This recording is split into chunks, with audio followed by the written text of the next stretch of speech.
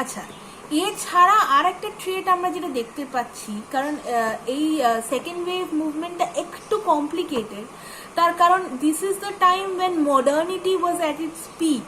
তো সুতরাং এক্ষেত্রে কিন্তু আমরা ফেমিনিস্ট মুভমেন্টকে অন্যান্য মুভমেন্টগুলোর থেকে ডিসোসিয়েট করে দেখতে পারি না।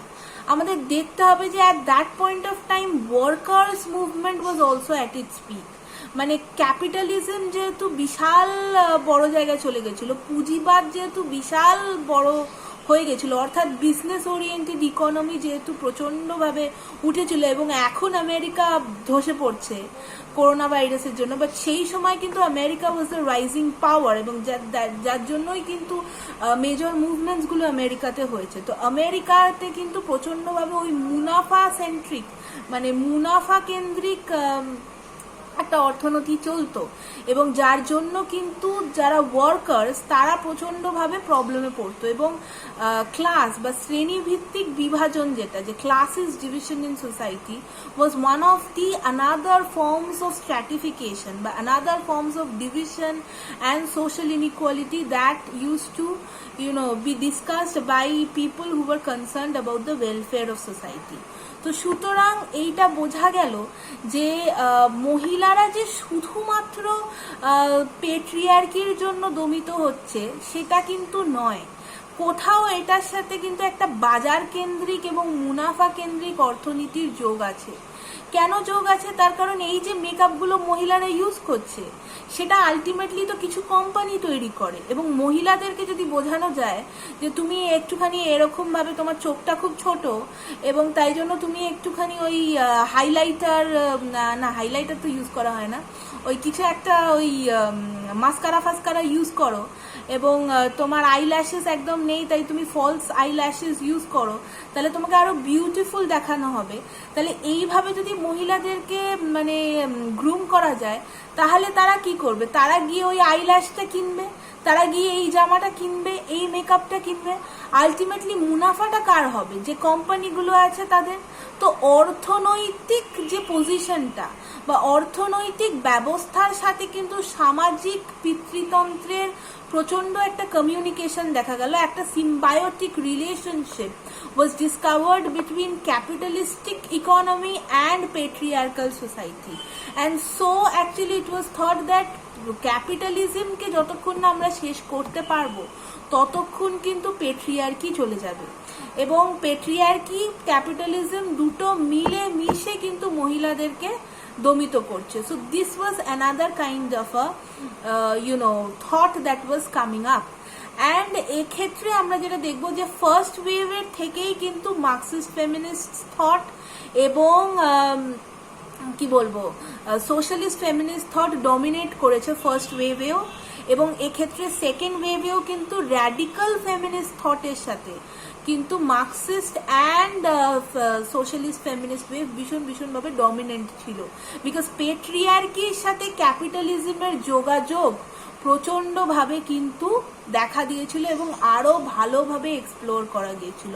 আমি যে কাজগুলোর কথা বলছিলাম, সুলামিত ফায়ারস্টোনের কাজ, তারপরে ইয়ের কাজ, জুলিয়েট মিচেল, এদের কাজ, এই যে এরা কিন্তু প্রত্যেকেই এটাই বলেছে যে women are considered as the major consumers in the capitalist society, যাদেরকে এইভাবে শিখিয়ে দিলে তাদের বডিকে বিউটিফাই করার জন্য তারা কিন্তু অনেক কনজিউম করবে, এবং তাই জন্য তারা কখনোই তাদের বডিকে অ্যাকসেপ্ট করতে শিখবে না, এবং তারা সবসময় ওই পেট্রিয়ার্কাল আইডিওলজিটা নিয়ে থাকবে যে if I am a woman I should have a certain kind of a body, and if I do not have that then I am lacking, and that is why আমি খুব একটা ভালো নই, পুরুষের চোখে আমার কোনো অস্তিত্ব নেই, এবং তাই জন্য আমাকে কি করতে হবে? আমি যতটা সম্ভব নিজেকে পারফেক্ট করার চেষ্টা করব, এবং কিভাবে পারফেক্ট করার চেষ্টা করব? এই মেকআপ লাগিয়ে এই লাগিয়ে, যাতে আলটিমেটলি কিন্তু ক্যাপিটালিস্ট ইকোনমির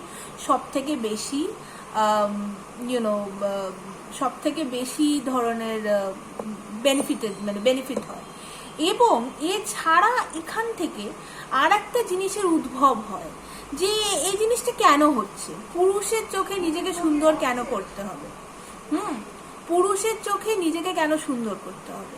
তো সেখান থেকে যেটা আসে সেটা হচ্ছে যে হেটেরোসেক্সুয়ালিটিকে মানে কোয়েশ্চেন করার একটা অ্যাটিটিউড, যে পার্টনার হলে সে পুরুষই হতে হবে এমন কি ব্যাপার আছে, নারীও তো পার্টনার হতে পারে। এবং এই আইডিয়াটা আসে যে আমি যদি আমার একজন নারী যদি আমার পার্টনার হয় তাহলে সে হয়তো আমার যে ইনসিকিউরিটিগুলো সেগুলোকে বেশি ভালো করে বুঝতে পারবে। There will be an egalitarian relationship. So then the argument came down to another part, that heterosexuality is one of the main ways of controlling women's sexuality or women's suppression by men. তাই জন্য আমাদের heterosexuality has to be done away. So I hope যে জিনিসটা clear হয়ে যাচ্ছে। আমি তাও আরেকবার রিপিট করে দিচ্ছি যে প্রথমত যেটা ব্যাপার ছিল সেটা হচ্ছে যে র্যাডিক্যাল ফেমিনিস্ট থটের যে প্রথম কথা, যে পেট্রিয়ার্কি হচ্ছে যে মেন মানে is the main source of problem. Patriarchy is creating all kinds of oppression against women. এবং সেখানে আসছে পরে সোশ্যালিস্ট এবং মার্কসিস্ট থটের ইনফ্লুয়েন্স, যে it is not only patriarchy but patriarchy is partner two capitalism, and capitalism is actually accentuating and helping domination of women. এবং তারপরে যেটা আসছে যে এইখান থেকে আলটিমেটলি আর একটা আইডিয়া চলে আসছে, সেটা হচ্ছে যে শুধু তাই নয়, then comes the argument of heterosexuality, that heterosexuality then again is a way of controlling women. তো আলটিমেটলি হেটেরোসেক্সুয়ালিটিকে আমি কেন ক্রিটিসাইজ করব, কারণ হেটেরোসেক্সুয়ালিটি থেকেই কিন্তু মহিলাদের বাচ্চা হওয়ার টেন্ডেন্সি থাকে। মানে হেটেরোসেক্সুয়াল রিলেশনশিপের মেটেরিয়ালিটিটাই আমরা ধরে নিই হচ্ছে যে in the production of offspring. তো সুতরাং এই যে কেট মিলেট যখন সেক্সুয়াল পলিটিক্স আলোচনা করছেন তখন উনি বলছেন যে women will be free only when they have a sexuality of their own, free from the roles of becoming a wife, becoming a girlfriend and becoming specially a mother. Because মহিলাদের নিজস্ব sexual needs থাকতে পারে, তাদের preferences থাকতে পারে, সেইগুলোকে respect করতে হবে। এবং তারা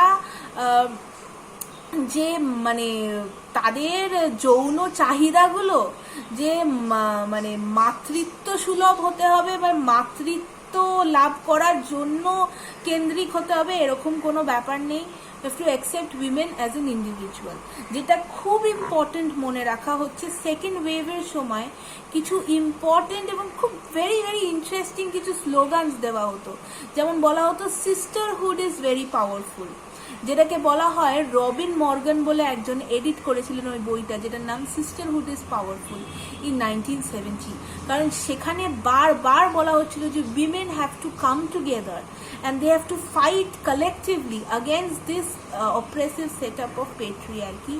এবং তাছাড়া আর একটা বই লেখা হয় যেটা কিনা ফ্রিমান বলে একজন লেখেন 1968-এ, she is still alive, and that's called the Bitch Manifesto. And Bitch Manifesto তে actually বলা হয় যে all those women who are very forward looking and very very confident about themselves and independent, they are called bitch. So that is a derogatory term that is used for women who are forward looking and who have a so called men like behavior. তো পুরুষ যদি স্বাধীন চেতা হয় তাহলে সেটা তার চরিত্রের গঠন, কিন্তু নারী যদি স্বাধীন চেতা হয়ে যায় তাহলে সে কিন্তু নষ্ট মেয়ে মানুষ বা দ্য বিচ হয়ে যায়। সো বেসিক্যালি মানে এই যে আইডিয়াগুলো যেগুলো এখন আমরা দেখছি যে এত আমরা হয়তো সবাই জানি, এগুলো বলার কিছু নেই, বাট এই যে থট, এই কনসিয়াসনেসগুলো কিন্তু অ্যাকচুয়ালি আমাদের সেকেন্ড ওয়েভ ফেমিনিজম দিয়ে গেছে। এবং তাছাড়াও যেগুলো আরও কিছু কাইন্ড অফ কি বলে ওটাকে slogans that are very important is that the personal is political, অর্থাৎ পার্সোনাল লাইফের মধ্যেও কোথাও পলিটিক্স আছে, বিকজ এটা একটু critical of the liberal feminist demands. কারণ লিবারাল ফেমিনিস্ট ডিমান্ডস যেটা ফার্স্ট ওয়েভে হয়েছিল, তারা কি করার চেষ্টা করেছিল, যে পলিটিক্যাল রিফর্মের মাধ্যমে নারীদের স্বাধীনতা এবং নারীদের অপারেশন থেকে মুক্ত করার চেষ্টা করেছিল। কিন্তু পার্সোনাল ইজ পলিটিক্যাল বলে এখন the focus was being brought back into the personal spheres, that is within the confines of the home, যেটা কিনা ভাবা হতো is very safe, but that is not safe because women are exposed to violence, women are exposed to the burden of household work, and that was 1960s 1970s, so post second world war era, when women were actually joining the workforce, so all the working women had the double burden of working for home and also working for the workplaces where they used to work. So এই যে particular problem, gendered division of labor at home, এইগুলো কিন্তু basically আরো বেশি করে আসতে আরম্ভ করলো। এবং এরপরে এর শেষেও অ্যাকচুয়ালি আমরা আরেকটু কিছু ফ্লেভার দেখতে পাই। আবার ভিডিওটা বড় হয়ে যাচ্ছে বলে আমি নেক্সট ভিডিওতে কন্টিনিউ করছি।